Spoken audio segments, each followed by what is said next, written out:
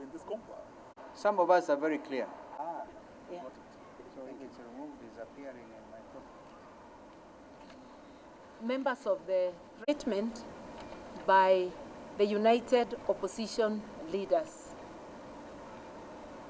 issued from the Liberation House. Fellow Kenyans and friends of Kenya, we thank you for joining us this morning. The United Opposition has one aim: to rescue and liberate our beloved nation from the clutches of the tyrannical and inept Ruto dictatorship. That is why we and the majority of Kenyans say unequivocally, one term. Just a week ago, members of the United Opposition, whilst on a Meet the People tour, a right that is enshrined in our Constitution, were met by violence of police bullets and a state-sponsored militia. Specific members of our teams, namely Senator Methu, Honorable Victor Munyaka, and Jamnik Kamau, were targeted for assassination. The evidence is clear in the bullet holes aimed at specific windscreens of their vehicles. We thank God for their protection. Otherwise, we would today be eulogizing them. Their only crime having been exercising their freedom of association and expression.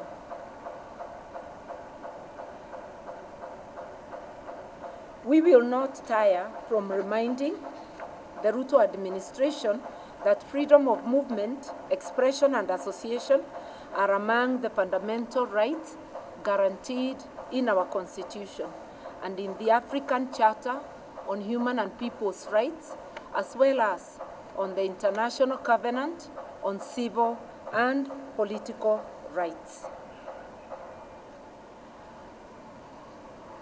On Tuesday this week, after the Halloween attack, the United Opposition presented irrefutable evidence to the Independent Policing Oversight Authority, IPOA, on this criminal assault and attempted assassination of our leaders. We expect IPOA to treat this evidence with a grave concern that it deserves. Any attempt to unlawfully take the life of a human being, regardless of ethnicity, gender, or rank, ought to be condemned in the strongest terms possible. We therefore expect IPOA to hold the commanding officer who led this assault accountable. The Inspector General of Police, Douglas Kanja, and Interior Cabinet Secretary, Kipchumba Murkomen, must be held accountable. The buck stops with them. We can no longer allow the brazen criminal acts and subversion of the rule of law to continue because of orders from above. We are saying enough is enough. We have heard Ruto saying enough is enough, but we remind him as an employee, you can never tell your employer enough is enough. You can only pack your bags and go. We are his employers. We are telling him enough is enough. This has to stop. He cannot create a Haiti-like militia in Kenya to destroy the peace and tranquility that we have been having. Fellow Kenyans, our country is ailing. Some even say it is at war with itself, not because of the global recession or pandemic, but because of an epidemic called William Samoei Ruto. The instruments of power are in the hands of a person who simply doesn't care for the well-being of the citizens he purports to govern. For instance, we are aware of a cargo of 25,000 metric tons of sugar that recently landed in our port at Mombasa. This sugar is already on its way to Western Kenya, to a Western Kenya sugar factory to be repackaged and sold to Kenyans. Yet, it was condemned as unfit for human consumption in its country of origin. That it has been cleared quickly and is now headed to be distributed in this country shows the heartlessness of this regime. They have made money their god. We demand that these consignments already earmarked as publicly condemned be earmarked as publicly condemned and destroyed immediately, so that it is not used to poison Kenyans. I will let attempts to limit its people via willful and defunding education, which is a right. Just a week ago, the Cabinet Secretary for Finance, John Mbadi, publicly declared that Kenya can no longer sustain free primary and secondary education. The proposed cuts to capitation and demand that Kenyan parents pay more for the education is an affront to Constitution, having been entrenched in Article 43(1)(f), which guarantees the rights to education for everyone, while Article 53(1)(b) specifically ensures every child's right for free and compulsory basic education. Hence, defunding education is not only insensitive, but unconstitutional. We implore us to reason to these words of Abraham Lincoln, and I quote, "Do not interfere with anything in the Constitution. That must be maintained, for it is the only safeguard of our liberties." We must tell the illegitimate regime of Mr. Ruto that Kenyans want education, health, and other basic needs, and not handouts in the name of empowerment.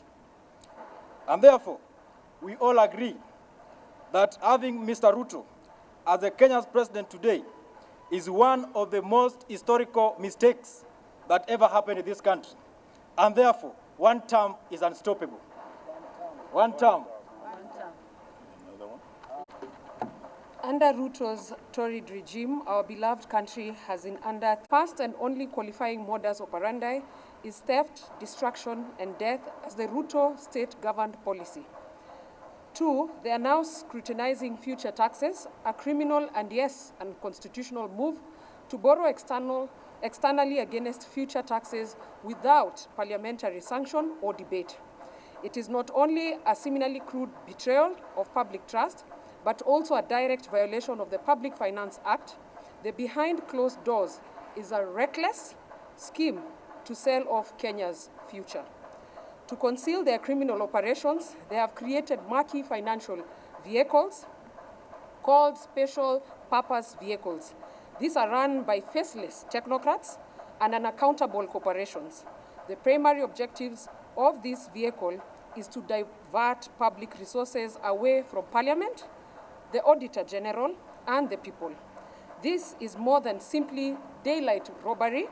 It is shameless thievery, the likes of which no nation on planet Earth has ever seen or should witness. We call for the following with immediate urgency. Number 1, Parliament must reclaim its authority and halt the illegal securitization of public taxes. 2, an independent audit into all SPVs being used to handle public resources. 3, the government must restore full capitation to schools and publish a clear time-bound commitment to fund free education as enshrined in the law. 4, Kenyans must mobilize, organize, and resist through civic engagement, legal action, and national solidarity.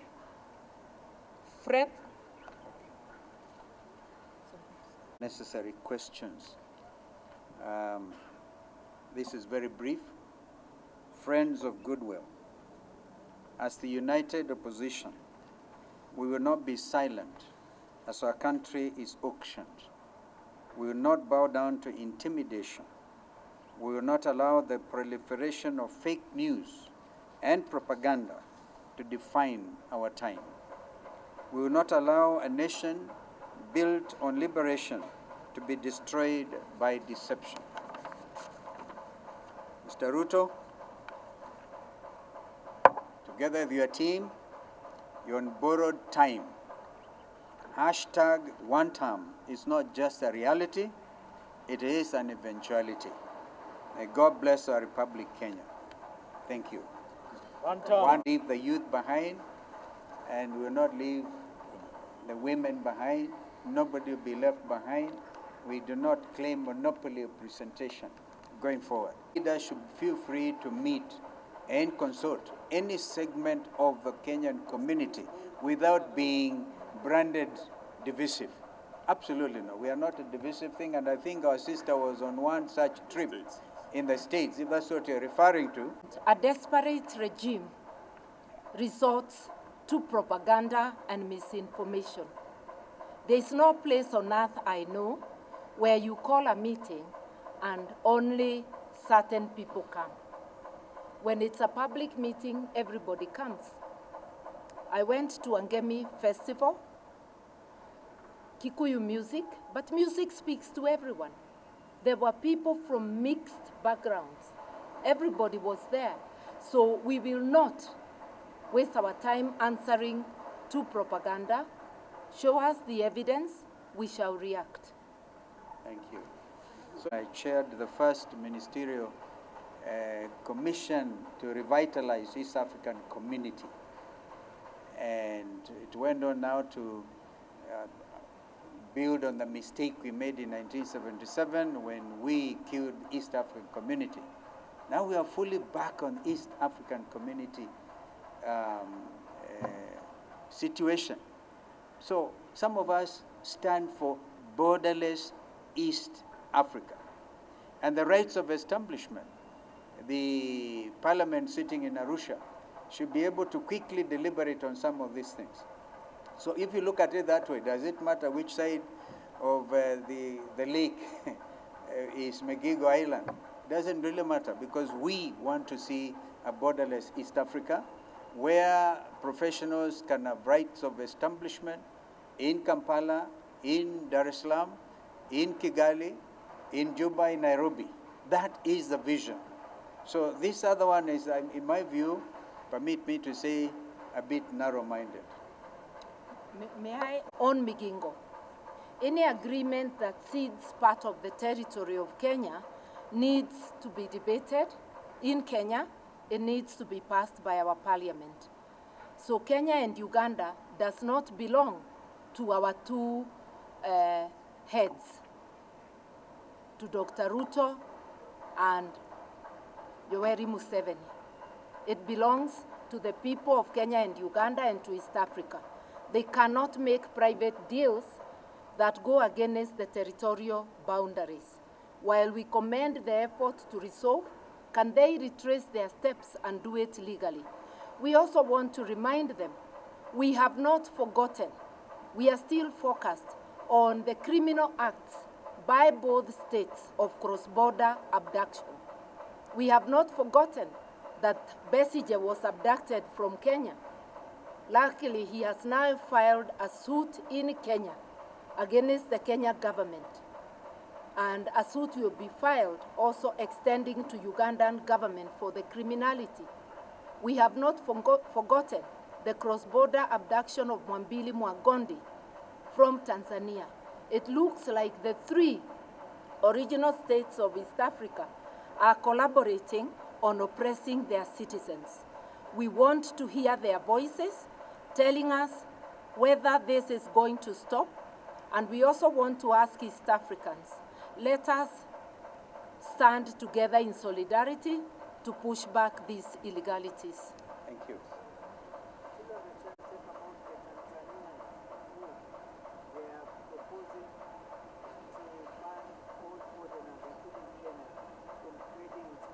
I think that the right to establishment, free movement of goods and services, and of course that includes, you cannot think of free movement of goods and services without talk about businessmen and women.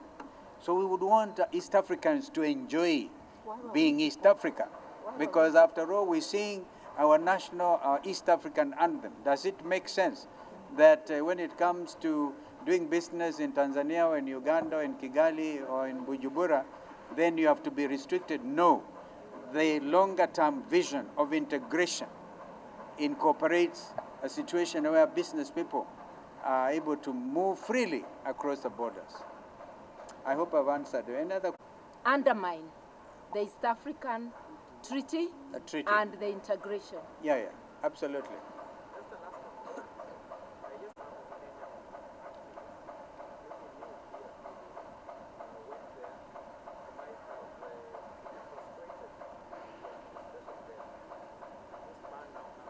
Frustrated. And Senator Medho has come here. We thank God you are alive, my friend. We are supposed to take you out. It will never happen in God's name. Yeah. So, again, I mean, honestly, some of these things, I talked about the right of establishment. It's a serious matter. If you look at the treaty establishing the East African Community, it's very clear when it comes again to freedom of movement of the professionals. So if we have a Kenyan attorney, a Kenyan advocate, or senior counsel like Mother, going to represent a client in Dar es Salaam. Or observe. In any event, you can also remember that Chief Justice Emeritus was himself allowed to do the same. This is the spirit of East Africanness we are advocating, and we believe in it. We work very hard to achieve that. Yeah, but just to mention that I had actually successfully observed Tundu Lissu's case on the 24th of April. But I issued a statement outside the court after observing. I think that was what rubbed them the wrong way. But their constitution, just like Kenyans, and the Treaty of East Africa allows freedom of expression. So the actions of the leadership in Tanzania is illegal by their own constitution and by international law. We have challenged the actions of the Tanzanian government in the Tanzanian court. And I hope soon the court will be issuing an order for them to open the door for me and others to walk in the streets of Tanzania to defend our suit. So Aluta, continua. Too much, please, sir. Yeah, it will become just a debate on East Africa. And yet our mind is on capitation. Capitation and... If it's on a different matter. Yeah. Yes, sir. Last one. Maybe our friend will tackle that. Yeah. How many years? It's 2. It's not for today now. They are going to... Thank you. I think we want to say, and as to when and how we unveil our joint presidential candidate or lineup is our prerogative. We will do so as and when we decide to. Sometimes next year, that will be our secret weapon. But we want to also ask IEBC, now that they're properly constituted. There are many constituencies, 6 of them. There are many wards that remain unrepresented, almost 16 of them. After they were sworn in, we expect them to issue a roadmap, particularly on these by-elections immediately. Many of them are waiting for that date, so let them do that. And when you want to know that this will be a truly one-term administration, it will start with the by-elections. We will be fielding joint candidates, and we will be whipping this administration right from Banisa to Malava. We are prepared, and we are set to make it a one-term president. But also, we must say this to William Ruto. The tons and tons of imported sugar that we know you and your cronies have already imported, following your closure of all state sugar factories in the western region, right from Zoya to Miwani to Mohoroni, is now very clear that there was a plot for you and your cronies to bring in this sugar. These factories were shut down for 3 months, and the sugar is already here at the port. And we're not just talking about the sugar industry, we're also talking about rice. We were in Mwea recently, and the farmers were complaining about the marketing of their rice. In our administration with Uhuru, we used as government to buy this rice and provide market. But we also know that this regime has imported tons and tons of rice as we speak. So these are some of the matters we are saying why this must be a one-term presidency. It's because ni serikali ya majambazi, as Martha Karua says. Asanteni sana. Thank you very much.